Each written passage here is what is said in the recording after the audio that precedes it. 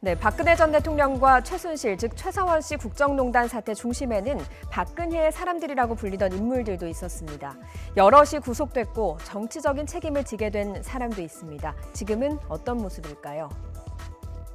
왕 실장, 또 박의 여자로 불리던 김기춘 전 대통령 비서실장과 조윤선 전 문화체육관광부 장관, 문학의 블랙리스트 등의 혐의로 구속됐지만 구속기한이 만료되면서 지금은 불구속 상태로 재판을 받고 있습니다.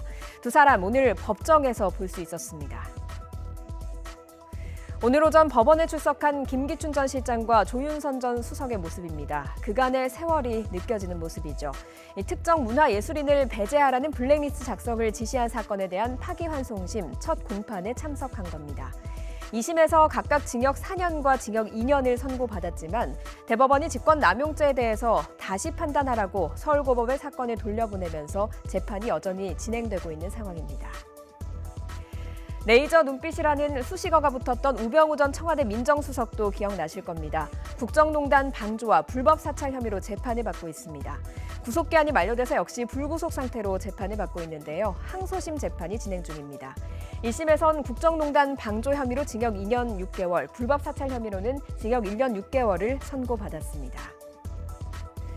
박근혜 정부 당시 경제부총리였던 최경환 전 자유한국당 의원은 복역 중입니다. 국정원의 편의를 제공하는 대가로 특수활동비 1억 원을 받은 혐의에 대해서 대법원이 징역 5년을 확정했습니다. 정치 재개를 꿈꿨던 박근혜 전 대통령의 사람들도 있습니다. 박근혜 정부 법무부 장관과 국무총리를 지냈던 황교안 전 대표, 국민의힘의 전신인 미래통합당 대표로 지난해 4.15 총선을 이끌었지만 총선에 참패하면서 대표직에서 사퇴했죠.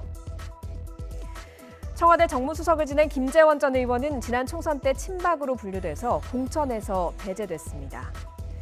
또 박 전 대통령의 복심 이정현 전 의원은 지난 총선에 영등포 을에 출마했지만 당선되지 못했습니다. 국정농단 사태는 국민에게는 너무도 큰 충격이었고 아픔이었습니다. 박근혜 전 대통령을 비롯해서 국정농단을 방관했던 인물들은 대한민국의 어두운 역사로 기록이 되겠죠. 이런 어두운 대한민국사가 반복되지 않기를 다시 한번 바라봅니다.